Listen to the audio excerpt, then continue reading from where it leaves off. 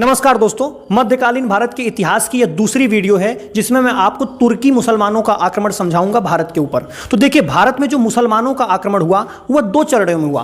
पहला अरबी मुसलमानों का आक्रमण और दूसरा तुर्की मुसलमानों का आक्रमण। तो आप ये जो पिछले वीडियो मैंने आपको समझाया था, उबैदुल्ला का आक्रमण, बुदैल का आक्रमण और मोहम्मद बिन कासिम का आक्रमण, ये अरबी आक्रमण है। और ये जो आप आगे पढ़ते हैं, सुबुक्तगीन का आक्रमण, महमूद गजनबी का आक्रमण और मोहम्मद गौरी का आक्रमण, ये कौन से आक्रमण है? ये तुर्की आक्रमण है।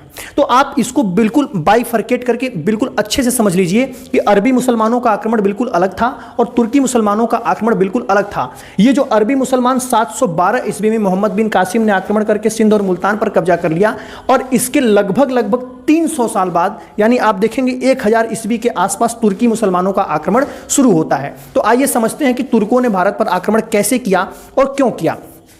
इसको समझने से पहले आप यह समझिए कि यह बात है 961 की, जब भारत के बाहर इस क्षेत्र में एक साम्राज्य स्थापित हुआ जिसको कहते हैं गजनी साम्राज्य।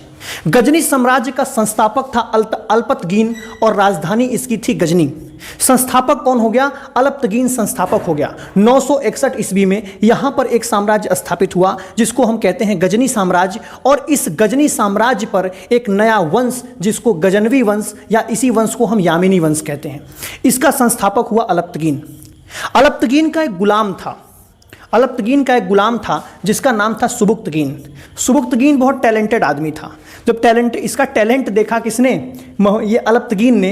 तो सुबुक्तगीन नाम के अपने इस गुलाम को अपना दामाद बना लिया, यानी अपनी बेटी की शादी करा दी। और यही सुबुक्तगीन, ये जो सुबुक्तगीन दिख रहा है, इसी ने 977 ईस्वी में भारत पर पहला आक्रमण किया। किसके खिलाफ किया? हिंदू शाही शासक जयपाल के खिलाफ। आप देखिए भारत की उस समय स्थिति क्या थी। भारत के अंदर इस वाले क्षेत्र में गुर्जर प्रतिहारों का शासन था। ये वाला जो क्षेत्र था, ये पंजाब के आसपास का क्षेत्र, यहाँ पर हिंदू शाही शासक यानी एक ब्राह्मण वंश शासन कर रहा था, ये वाला सिस्टम। और यहाँ पर गुजरात के इलाके में आप देखें तो यहाँ चालुक्य वंश का शासन था, यहाँ पर परमारों का शासन था, यहाँ पर चंदेलों का शासन था, ये हिंदू शाही शासन था। यहाँ कुछ अरबी मुसलमान वगैरह आ गए थे, या मुल्तान वाले क्षेत्र पर भी लगभग हिंदू शाहियों का कब्जा था।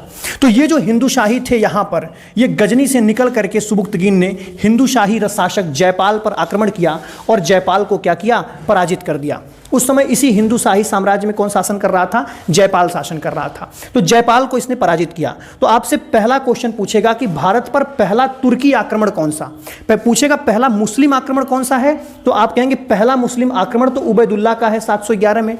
पूछेगा पहला सफल मुस्लिम आक्रमण क्या है? तो आप कहेंगे मोहम्मद बिन कासिम का। आपसे पूछेगा पहला तुर्की मुसलमान का आक्रमण या पहला तुर्क आक्रमण किसने किया? तो आप कहेंगे सुबुक्तगीन ने किया, इस अल्पतगीन के दामाद ने किया।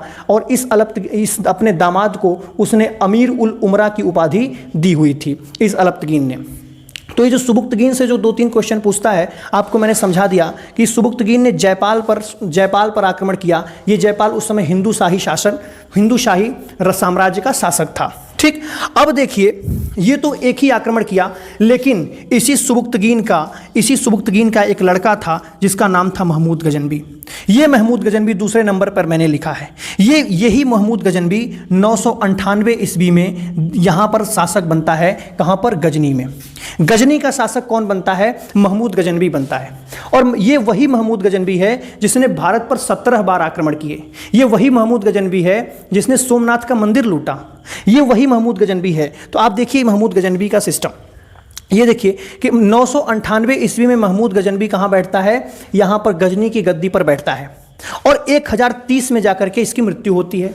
और 998 ईस्वी में गद्दी पर बैठता है और 1000 ईस्वी से लेकर के 1027 ईस्वी के बीच इसने भारत पर 17 बार आक्रमण किया।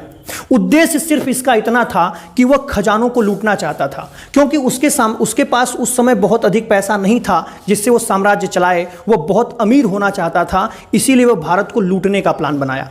भारत में जितने भी मुस्लिम आक्रमण हुए हैं, इंक्लूडिंग महमूद गजनबी, इनका एक ही लक्ष्य होता था। क्या लक्ष्य होता था? पहला कि धन की लूट करना है और दूसरा इस्लाम को बढ़ावा देना है, इस्लाम का प्रसार करना है भारत में। तो भारत में जो महमूद गजनबी के आक्रमण का जो उद्देश्य था बिल्कुल स्पष्ट है। आप बिल्कुल, आपसे पूछता है कि महमूद गजनवी के भारत में आक्रमण करने का उद्देश्य क्या था, तो भारत में जो महमूद गजनवी ने आक्रमण किए 17 आक्रमण, सिर्फ और सिर्फ उसका उद्देश्य था धन की लूट करना, हिंदू मंदिरों को या दूसरे धर्म की धार्मिक स्थलों को नष्ट करना और इस्लाम धर्म का प्रसार करना।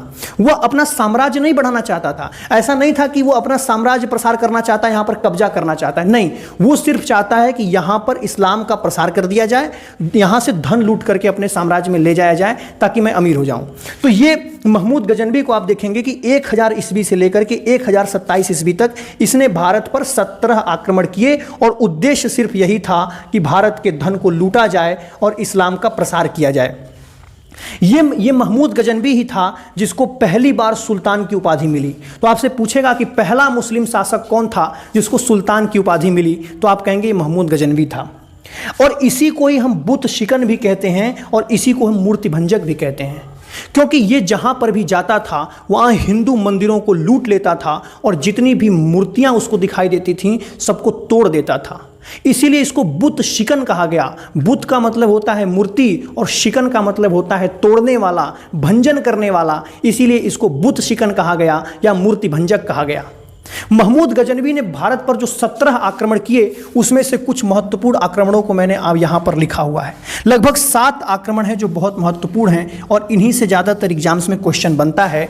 बाकी अगर आप इसके 17 के 17 आक्रमण जानना चाहते हैं तो आपके पास गूगल है, आराम से उस पर सर्च करके देख लेना। मैं सिर्फ आपको यहाँ पर 7 आक्रमण समझाऊंगा महमूद गजनवी का जिनसे एग्जाम्स में क्वेश्चन बनते हैं। तो पहला आक्रमण महमूद गजनवी ने जो भारत में किया वह 1000 ईस्वी में किया। 1000 ईस्वी में ये गजनी से निकला और आसपास के छोटे मोटे इलाकों को लूट करके ये वापस चला गया, क्योंकि इसकी प्रवृत्ति ही यही थी कि वह क्या करता था, जहां भी जाता था धन को लूट करके वापस, जहां गया धन को लूट करके वापस। तो पहला आक्रमण 1000 ईस्वी में जहां पर यह गजनी से निकल करके कुछ समीपवर्ती किले व दुर्ग को जीत करके, उसको लूट करके, जीत करके क्या कहेंगे, लूट करके वापस चला गया।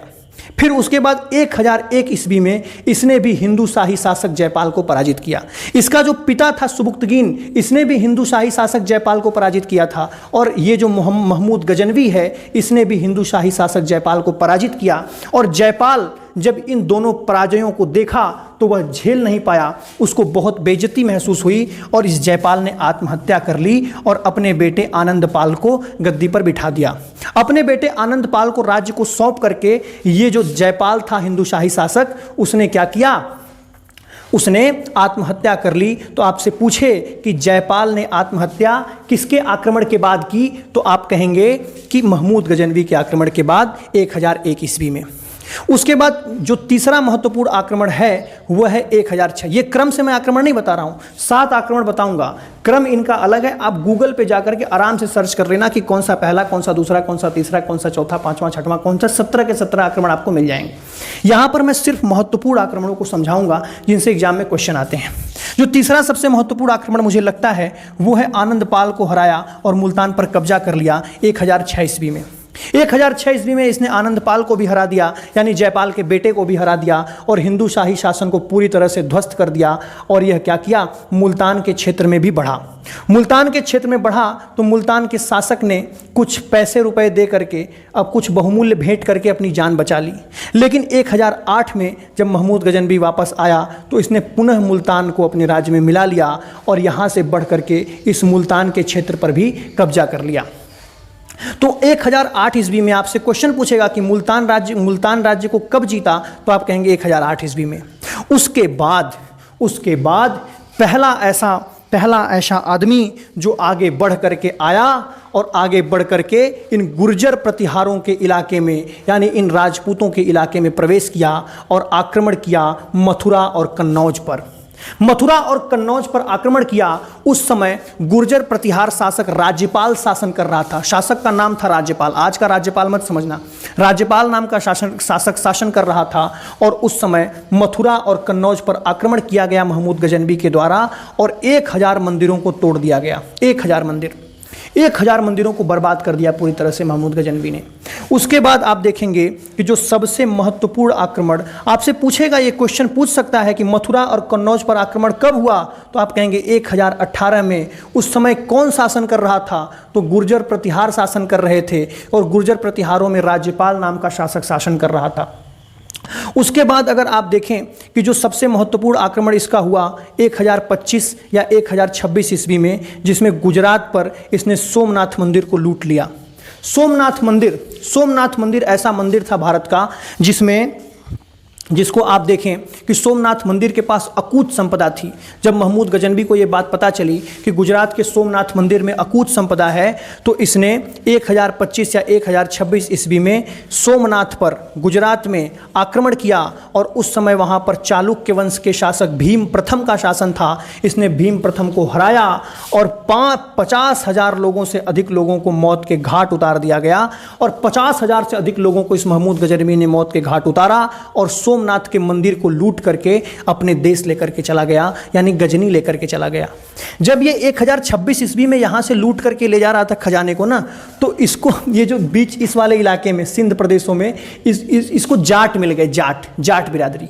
तो जाटों ने जब इसको देखा कि बहुत सारा खजाना लेकर के जा रहा था, तो जाटों ने इस पर धावा बोल दिया, और जाटों ने धावा बोल करके इससे बहुत सारे खजाने लूट लिए।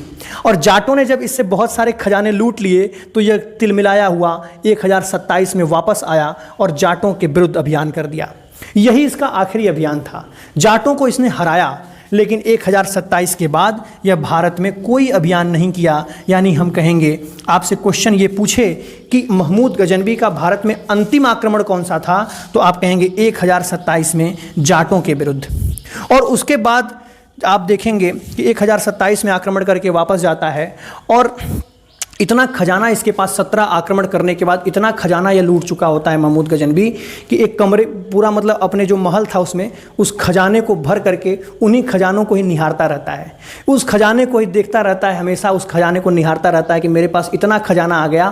तो देखते देखते, इतना खजाना देखते देखते महमूद गजनवी पागल हो जाता है, और पागल होकर के 1030 ईस्वी में इसकी मृत्यु हो जाती है। महमूद गजनवी से कुछ क्वेश्चन और पूछता है। क्या पूछता है कि उसके दरबार में कुछ पढ़े लिखे लोग रहते थे, कुछ इतिहासकार वगैरह लोग रहते थे जो कुछ किताबें लिखे हैं, उसी चीज़ को पूछता है आपसे क्वेश्चन के फॉर्म में। तो पहला जो इसके दरबार में इतिहासकार रहता था, जिसको हम कहेंगे अलबरूनी, और यही अलबरूनी महमूद गजनवी के साथ भारत आया था, और इसी अलबरूनी ने एक किताब लिखी थी जिसको कहते हैं किताबुल हिंद, या इसी किताब का नाम तहकीके हिंद भी है।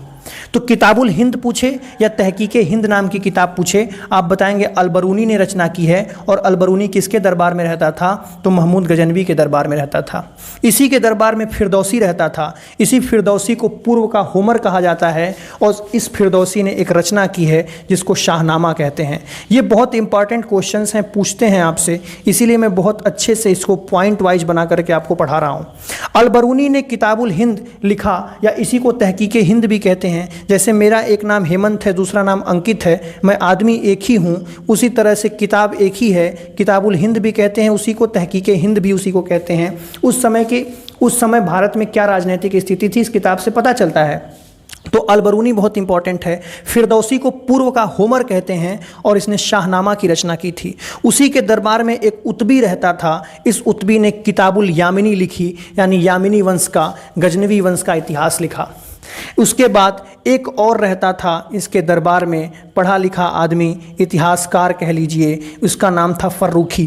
तो अलबरूनी, फिरदौसी, उतबी और फर्रुखी नाम के ये जो इतिहासकार हैं, ये किसके दरबार में रहते थे? ये जो साहित्यकार हैं, ये किसके दरबार में रहते थे? ये सब रहते थे महमूद गजनवी के दरबार में। और इन्होंने किन किन किताबों को लिखा है उसको मैंने आपको बताया। फर्रुखी ने कौन सी किताब लिखी, ये मैंने डाट कर दिया।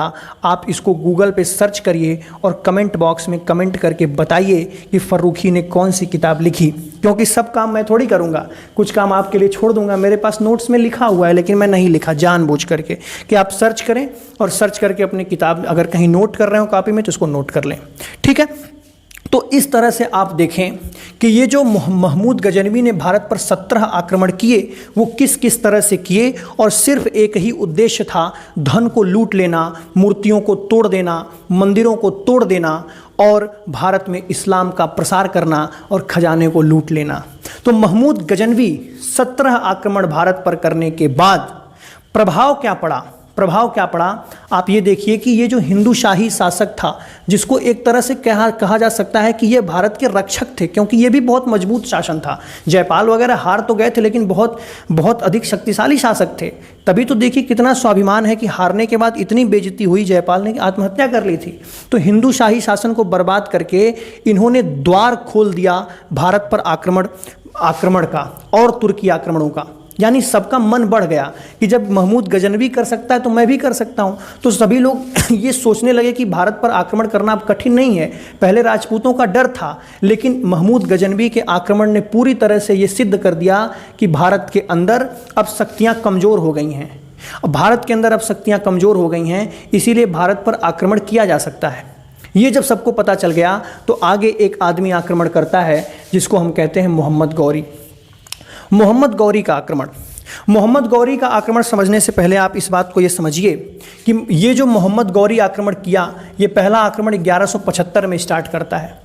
तो उस समय थोड़ी सी स्थिति यहाँ पर बदली सी नज़र आ रही थी। क्या बदलाव हुआ था? तो यहाँ पर जो गुर्जर प्रतिहारों का शासन था ये पूरी तरह से समाप्त हो गया था, और यहाँ पर एक नया वंश यानी कि चौहान वंश शासन कर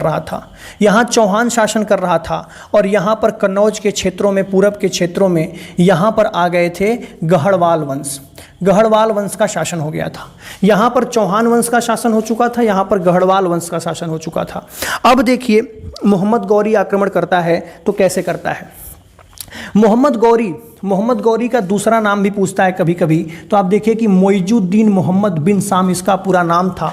मोहम्मद गौरी का पूरा नाम था मोइजुद्दीन मोहम्मद बिन साम इसका पूरा नाम है। इसी को शिहाबुद्दीन मोहम्मद गौरी भी कहते हैं और इसी को गौर वंश का मोहम्मद भी कहते हैं। ये जो गौर वंश का मोहम्मद है, ये मोहम्मद गौरी है, इसी ने भारत में सुदृढ़ प्रशासन की स्थापना की। क्योंकि आप देखिए कि ये जो मोहम्मद बिन कासिम ने आक्रमण किया था वो सिर्फ सिंध और मुल्तान के क्षेत्रों पर कब्जा कर पाया।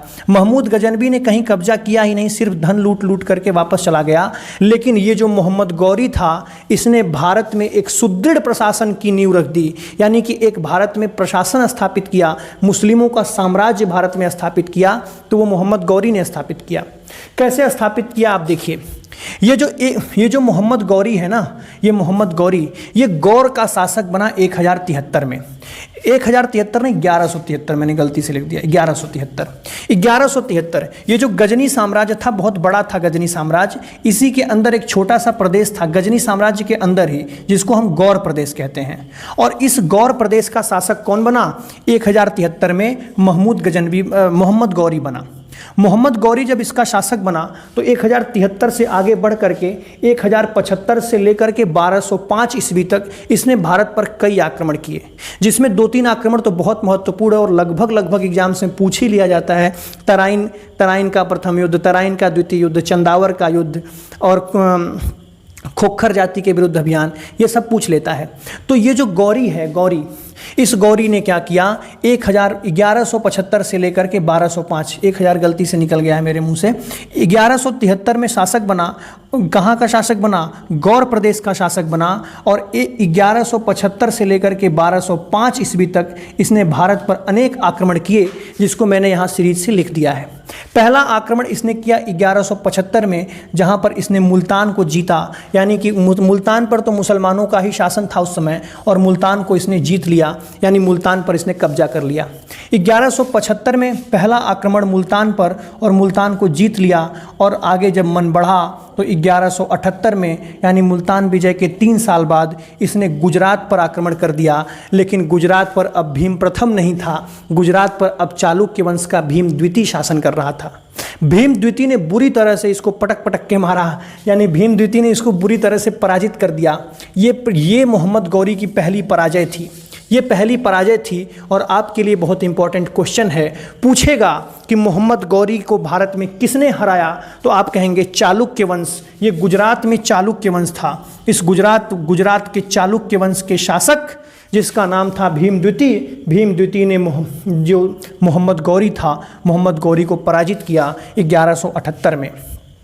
इस पराजय का कोई फर्क नहीं पड़ा मोहम्मद गौरी पर, बेहया टाइप का आदमी था। 1179 ईस्वी में बढ़कर के पेशावर पर इसने अधिकार कर लिया। मोहम्मद गौरी ने 1179 में पेशावर पर अधिकार कर लिया और 1186 में लाहौर पर अधिकार कर लिया। यहाँ पर लाहौर का इलाका है, लाहौर पर भी इसने क्या कर लिया, अधिकार कर लिया। उसके बाद 1189 में तो हद कर दी इसने, जब इसने भटिंडा पर अधिकार कर लिया। और उस समय जो भटिंडा का किला होता था, 1186 में लाहौर जीता, 75 में मुल्तान जीता, 78 में गुजरात हार गया, 1179 में पेशावर पर अधिकार कर लिया, 1186 में लाहौर की विजय कर ली। लेकिन 1189 में जब इसने भटिंडा पर अधिकार किया तो उस समय भटिंडा का जो किला था वो चौहान वंश के एक बहुत प्रतापी शासक जिनका नाम है पृथ्वीराज चौहान, और इन्हीं पृथ्वीराज चौहान के अंडर में आता था। ये पृथ्वीराज चौहान के अंडर में आता था भटिंडा का किला। इसके बाद पृथ्वीराज चौहान बहुत अधिक क्रोधित हुए और क्रोधित होने के बाद मोहम्मद गौरी से लड़ा गया एक युद्ध पृथ्वीराज चौहान के द्वारा, जिसको कहते हैं तराइन का प्रथम युद्ध। कब लड़ा गया? 1191 में लड़ा गया और इसमें पृथ्वीराज चौहान विजयी रहे। पृथ्वीराज चौहान विजयी रहे, बहुत बहादुरी से लड़ा गया ये युद्ध, बहुत बहादुरी से, इतनी बहादुरी से लड़ा गया पृथ्वीराज चौहान के द्वारा यह युद्ध कि इसमें मोहम्मद गौरी को जान बचा करके भागना पड़ा। जान बचा करके भागना पड़ा। पृथ्वीराज चौहान ने बहुत अधिक देरी दूर तक इनका पीछा किया और मोहम्मद गौरी भागते भागते वापस चला गया। लेकिन पृथ्वीराज चौहान की दूरदृष्टि थोड़ी सी कमजोर थी। दूरदृष्टि थोड़ी कमजोर होने का तात्पर्य क्या था कि पृथ्वीराज चौहान ने यह सोचा कि अन्य मुस्लिम आक्रमणों की तरह, क्योंकि पृथ्वीराज चौहान ने इससे पहले देखा था आक्रमण, किसका देखा था? महमूद गजनवी का आक्रमण देखा था। इतिहास पढ़ा होगा भाई, देख के जानते थे कि उनको लगा कि जो मुस्लिम आक्रांता हैं सिर्फ धन की लालच में इधर आते हैं और लूट करके वापस चले जाते हैं, वो साम्राज्य प्रसार नहीं करते। तो पृथ्वीराज चौहान को लगा कि ये वापस नहीं आएगा मोहम्मद गौरी। पृथ्वीराज चौहान को ये लगा कि मोहम्मद गौरी वापस नहीं आएगा, तो ये कुछ ही दूर इसको खदेड़ करके छोड़ दिया, पूरी तरह से पंजाब से बाहर नहीं किया। अगर पूरी तरह से पंजाब से बाहर कर दिया होता तो शायद ये दिन न देखना पड़ता। लेकिन हुआ वही कि इन्होंने पूरी तरह से उनकी शक्ति को छीड़ नहीं किया और 1192 में इसका खामियाजा पृथ्वीराज चौहान को भुगतना पड़ा। भुगतना क्यों पड़ा? क्योंकि 1192 ईस्वी में मोहम्मद गौरी फिर वापस आया और 1192 में इसने तराइन का लड़ाई लड़ा पृथ्वीराज चौहान से। तराइन की लड़ाई दुगने दमखम के साथ ये आया, बहुत सारे सैनिक लेकर के आया मोहम्मद गौरी 1192 में, और तराइन का द्वितीय युद्ध हुआ पृथ्वीराज चौहान से। पृथ्वीराज चौहान ने आसपास के सभी राजाओं से मदद मांगी, लगभग सभी राजाओं ने मदद की, लेकिन कम मदद की। और ये जो गढ़वाल वंश यहाँ पर है, ये जो गढ़वाल वंश का शासक जयचंद था, जयचंद ने तो बिल्कुल मदद करने से मना कर दिया। यही देखिए कमजोरी का कारण है, क्योंकि हम आपस में एकजुट नहीं थे। यहाँ पर आप देखिए कि ये जो राजपूत थे आपस में एकजुट नहीं थे। उनको लगा कि ठीक है, वो तो आक्रमण पृथ्वीराज चौहान पे हो रहा है, मैं क्यों मदद करूं? और इन्होंने मदद नहीं किया। किसने मदद नहीं किया? गढ़वाल वंश के शासक जयचंद ने मदद नहीं की। जयचंद ने क्यों मदद नहीं की? कुछ लोग कहते हैं कि पृथ्वीराज चौहान ने जयचंद की बेटी संयोगिता को भगा कर लेकर के आए और उसके साथ शादी किए थे। इस बात से जयचंद नाराज था कि पृथ्वीराज चौहान ने क्यों मेरी बेटी को भगाया। लेकिन इतिहास में इस घटना को सच नहीं माना जाता है, क्योंकि किसी ऐतिहासिक घटना में इसका जिक्र है ही नहीं। ये सिर्फ और सिर्फ चंदर बरदाई नाम के एक कवि ने बाद में आकर के उन्होंने लिखा, तो इस घटना को सच नहीं माना जाता। एक रोमानी कथा माना जाता है कि पृथ्वीराज चौहान ने किसी की बेटी को भगाया था। ऐसा सच नहीं माना जाता है इतिहास में। जयचंद से उनकी दुश्मनी थी, वो दूसरे कारणों से थी, राजनीतिक कारणों से दुश्मनी थी। संयोगिता का कभी अपहरण नहीं किया गया पृथ्वीराज चौहान के द्वारा। यह एक रोमानी कथा है जिसको चंदर बरदाई नाम के कवि द्वारा लिखा गया, और कवियों के लिखी हुई बातों पर बहुत विश्वास नहीं किया जाता है, सिर्फ और सिर्फ इतिहासकारों की बातों पर ही विश्वास किया जाता है।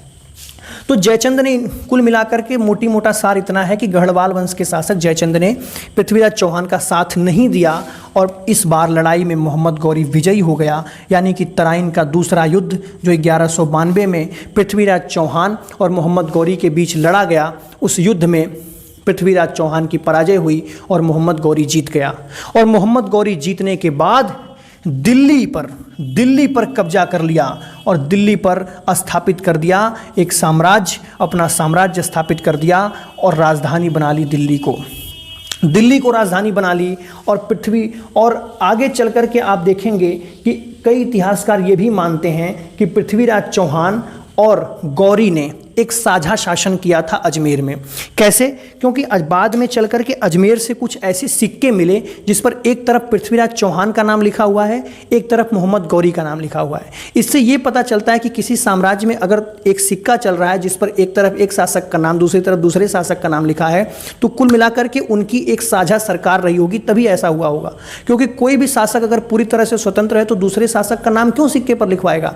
इस तरह इनके दूसरे युद्ध पृथ्वीराज चौहान जब हार गए तो एक रोमानी कथा ये कहती है, चंद्रबरदाई ने जो लिखा है कि पृथ्वीराज चौहान शब्द भेदी बाण चलाते थे और मोहम्मद गौरी आगे बैठा, और जब आगे बैठा तो फिर मैंने कह दिया कि 4 बांस 24 गज अंगुल अस्त्र प्रमाण, ता ऊपर सुल्तान है बैठा मत चूको चौहान। और पृथ्वीराज चौहान ने बाण से मार दिया, शब्दभेदी बाण से, और वो मोहम्मद गौरी मर गया। लेकिन ये बात सच नहीं मानी जाती है, क्योंकि आप बताइए कि अगर वो मर जाता 1192 में ही, तो फिर 1194 में चंदावर में आकर के जयचंद को कैसे पराजित करता। तो आप ये घटनाएं थोड़ा सा वैज्ञानिक अध्ययन इतिहास का आप करेंगे तब आपको समझ में आएगा। क्योंकि 1192 में तराइन का युद्ध जब पृथ्वीराज चौहान हार जाए और पृथ्वीराज चौहान अगर हारने के बाद मोहम्मद गौरी को मार देते, तो चंदावर में जो जयचंद का युद्ध हो रहा है, चंदावर में जो जयचंद का युद्ध मोहम्मद गौरी से हो रहा है, वो कैसे होता भाई? ये सोचने वाली बात है। तो चंद्रबरदाई ने जो बातें लिखी हैं, 4 बांस 24 गज अंगुल अस्त्र प्रमाण, पृथ्वीराज ने संयोगिता का अपहरण किया, ये सारी बातें सच नहीं हैं, ये पूरी तरह से रोमानी कथा है। इस बात को आप अच्छे से नोट कर लीजिए। तो रोमानी कथा है और कहीं भी यूपीएससी के इंटरव्यू में पूछे या कहीं आप डिबेट करते समय बैठें तो इस बात को बिल्कुल स्पष्ट रूप से कहें कि आगे चल कर के अजमेर में पृथ्वीराज चौहान और गौरी की साझा सरकार बनी। क्योंकि इस समय बाद में चल कर के सिक्के मिले हैं, सतीश चंद्रा की किताब में लिखा हुआ है कि उस सिक्के के दोनों तरफ, एक तरफ पृथ्वीराज चौहान का नाम और एक तरफ मोहम्मद गौरी का नाम लिखा हुआ है, जिससे ये स्पष्ट पता चलता है कि पृथ्वीराज